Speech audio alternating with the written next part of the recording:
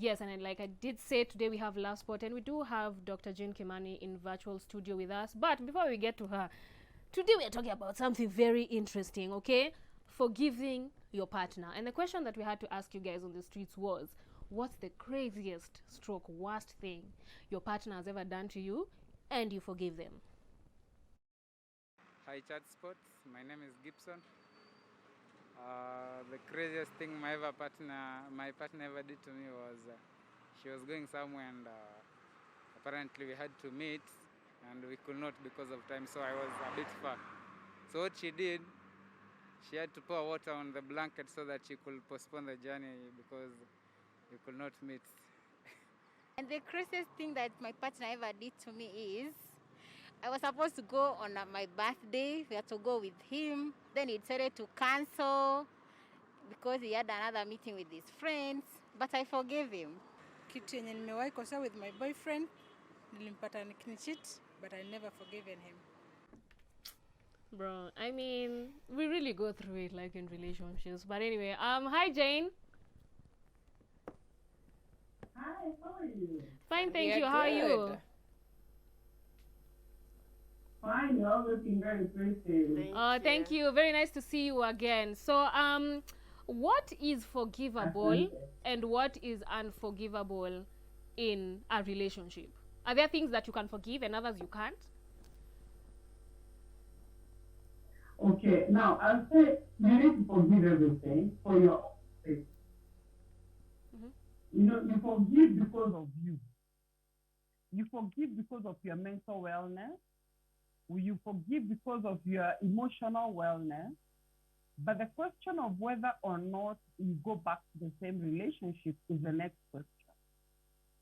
So I constantly say, whatever has been done to you, letting go is a must, or else you're going to be a captive of that matter. So when you let go from your heart, the next question is, what my spouse has done, am I ready to continue with this kind of a person? Am I ready to continue this kind of a pain? Am I ready to continue with a person who has done this to me? So yeah, forgiving, you have to do it for your own sake. We start from there. But let me ask you, why do you think some people struggle with forgiveness? Or some people are very picky with what we can forgive and what we cannot forgive when it comes to the things our partners do wrong? Number one, it's about how you have been brought up, how you grew up. Some people grew up with people who had been wounded, parents who kept saying, your dad did this to me or your mom did this to me. And they've grown up saying that, you know, when these things are done to them, they don't forgive easily. Others, it is based on their personality. There are people who are more prone to forgiving because they have understood themselves better. And so they know, wow, for me, you'll do this to me, doesn't change me. It doesn't change who I am. Yes, it hurts me, but I can still move on. So there are people who like, what do I call it? They like having a dance with unforgiveness.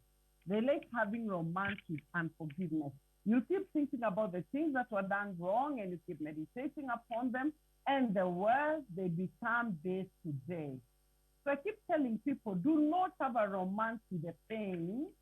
Think about it, accept it happened, then take a step from there and have a logical decision.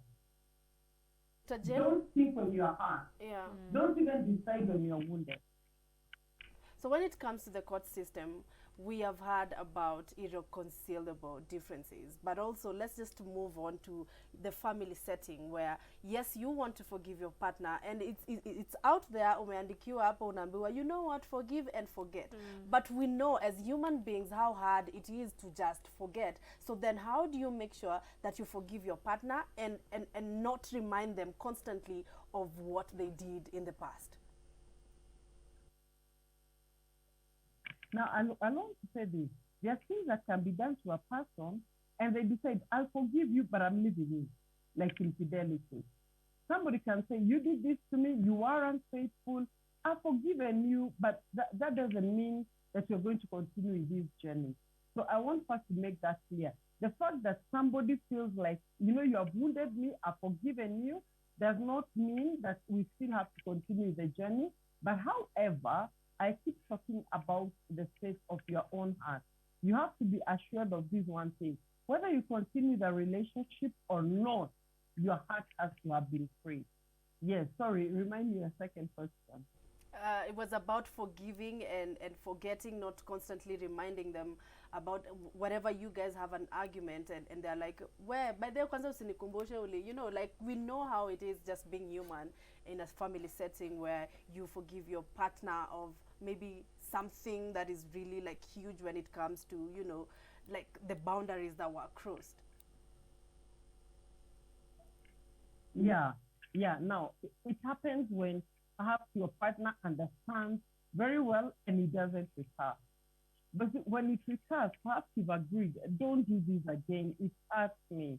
Then he goes ahead and he does it again. It will keep hurting over and over, and it will keep being remembered.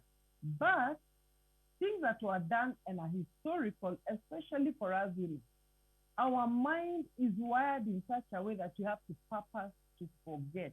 It takes a discipline not to mention them.